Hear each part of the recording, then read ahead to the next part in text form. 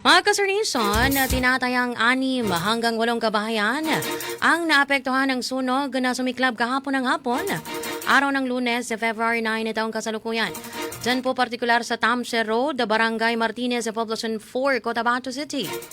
Ayon po sa ulat mula po sa Bureau of Fire Protection, agad na rumisponde ang kanilang mga tauhan kasama ang lokal na pamahalaan upang maapula ang apoy at masiguro ang kaligtasan ng mga residente. Patuloy pa rin ang imbestigasyon ng BFP upang matukoy ang sanhi ng sunog at masiguro na walang karagdagang panganib sa komunidad. Wala pang detalyadong ulat hinggil sa lawak ng pinsala at sa posibleng sanhi po ng insidente. Inaantabayanan ang karagdagang impormasyon mula sa mga lokal na opisyal at sa Bureau of Fire Protection. Mga kasernation, makakasama po natin ngayon live on air sa programa.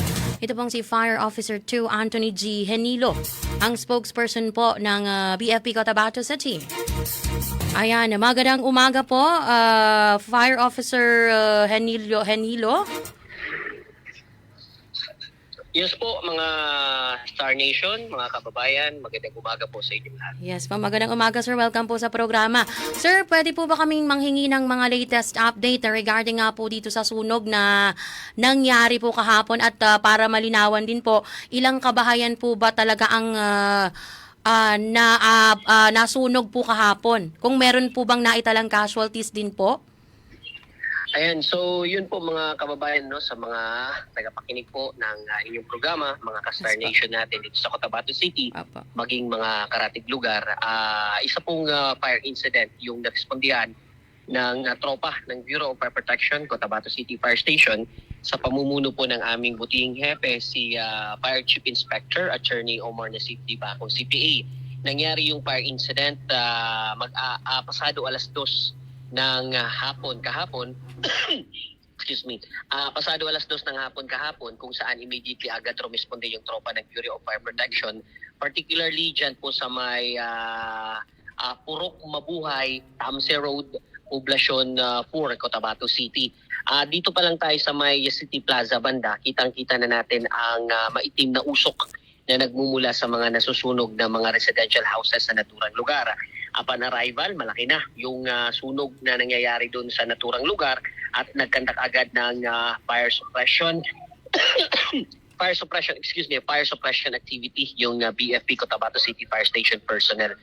Sa tulong-tulong na pag-apula ng sa naturang sunog, katuwang ang Filipino-Chinese Volunteer Brigade, katuwang yung iba pa nating mga force multiplier, even the PNP personnel na nag-guide sa atin, at yung mga barangay officials, even yung ating TMU na nandun din sa naturang lugar, ay naisakatuparan natin na ma-confine yung naturang sunog at nag-iwan ito ng nasa 8 kabahayang na-damage or na tinupok ng apoy sa naturang fire incident kahapon dyan sa may Tamse Road, Poblacion 4, Cotabato City. Initially sa investigation na ginawa ng ating mga investigators, actually patuloy yung ating pagsisiyasat.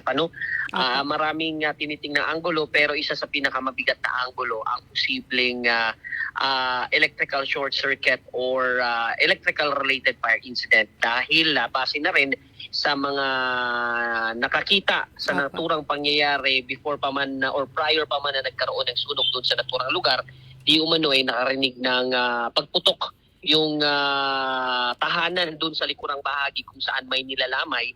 May narinig silang putok doon sa bahagi sa katabing bahay nila, no? And napag-alaman natin yung naturang bahay ay walang tao. So upon verification, walang tao yung naturang bahay. And yes, posibleng electrical short circuit ito dahil yung mga appliances na naiwan posibleng nakasaksak pa, or yung tawag dito yung extension wire, posibleng ito yung naging dahilan, nagkaroon ng overheat at pumutok yung naturang, hindi kinaya nung naturang extension wire. That's why nagkaroon ng electrical short circuit at dahilan ng nagkaroon ng sunog sa naturang lugar. Sa patuloy na investigation natin sa Bureau of Fire Protection, Cotabato City Fire Station, ay ang 8 kabahayang ito ay katumbas ito ng 9 na pamilya, no? And ang estimated damage natin dito ay still undetermined dahil patuloy pang nangangalap ng information yung ating investigation on case or investigation on the ground regarding that fire incident. and wala pa tayong concrete or exact amount or figure na maisasabi sa ating community kung magkano yung danyos ng naturang sunog dahil hindi pa nadidetermina ang lawak or ang dami ng nasunog ng mga ari-arian dahil hindi pa nakakapag-submit ng affidavit of loss yung mga nasunugang tahanan sa naturang fire incident kahapon dyan sa may Purok Pag-asa. Ayan, Purok Pag-asa, Tamsi Road, Poblacion 4, Cotabato City.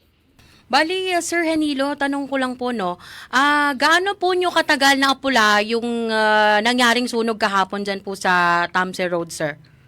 Yes, na-report yung naturang fire incident sa Bureau of Fire Protection, Cotabato City Fire Station. Base na rin sa datos or sa blotter report ng ating mga kasamahan.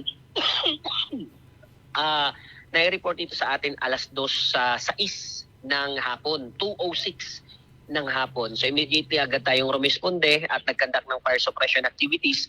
Idineklara ang fire out yung naturang fire incident alas 2:38. So more or less nasa 30 minutes na fire suppression activities bagong idineklara ang fire out yung naturang fire incident.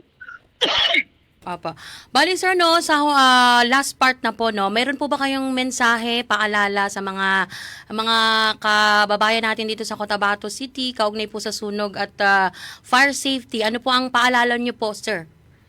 Yes, maraming salamat for this opportunity, ma'am, na makapagbigay ng napapanahong information sa ating mga ka-Star Nation, even sa community natin, mga Cotabateños, yan sa mga karatig lugar. Tandaan po natin, mga kababayan, ang sunog ay wala pong kinikilalang personality. Mapamahirap, mayaman, may kaya o wala, bata, matanda, kahit sino, pwedeng maging biktima po ng sunog, mga sir at mga ma'am. At importante na ang pinakamabisang paraan para iwasan ng sunog ay ang paghandaan pa po ito bago pa po ito mangyari. Sa simpleng pag-shutdown lang or shut off ng ating mga main breaker, ng ating mga tahanan kung walang tao po yung ating bahay, ay malaking bagay na po ito para hindi po magkaroon ng electrical-related fire incident sa ating pamamahay. And sa pagluluto naman po ng ating mga kinakain sa pang-araw-araw, siguraduhin po natin, lalong-lalo na sa mga may dirty kitchen, siguraduhin po natin na bago po natin lisanin yung ating mga kusina, nakapatay po yung apoy, nakapatay po yung kalan, and maintain po natin ang good housekeeping. Pag sinabing good housekeeping, panatilihin po nating malinis yung ating tahanan, ng ating community kasi yan po ang karaniwang nagiging dahilan ng sunog. Kung magiging burara po tayo sa bahay natin, di natin alam na naghalo-halo na yung mga gamit natin, magkakaroon talaga ng tsansa na magkaroon ng sunog dahil minsan yung mga tuyong gamit natin na nakatambak sa bahay na pupunta sa mga saksakan, sa mga malapit sa kusina na pinagmumulan ng apoy, sa mga stove or anuman, posible po talaga na magkaroon ng sunog. Maraming paraan, maraming tsansa na magkaroon ng sunog sa ating mga tahanan. Kaya huwag po nating baliwalain na i-practice po ang fire safety. Tandaan po natin, hindi lang po responsibilidad ng Bureau of Fire Protection, Cotabato City Fire Station, ang pag-iwas sa sunog, kundi responsibilidad po ng bawat Cotabateño, ng bawat Pilipino. So sa muli, sa ngalan po ng aming hepe, sa katauhan ni Chief Inspector Attorney Omar Nasip D. Bacong CPA, at sa ngalan po ng ating butihing Mayor sa Cotabato City, Honorable Mayor Muhammad Cruz Matabalaw, ako po inyong tagapagsalita, FO2 Anthony Hinilo. Magandang umaga po sa ating lahat, mabuhay ang lungsod ng Cotabato at mabuhay ang mga Star Nation. Ayan, maraming salamat po, Fire Officer Anthony Henilo po, no? Maraming salamat po sa pagpapaunlak niyo po sa amin ngayong umaga upang makapaghatid ng updates regarding nga po sa nangyaring sunog. Hanggang sa muli, sir, na update po. Maraming salamat po. Apo, thank you po.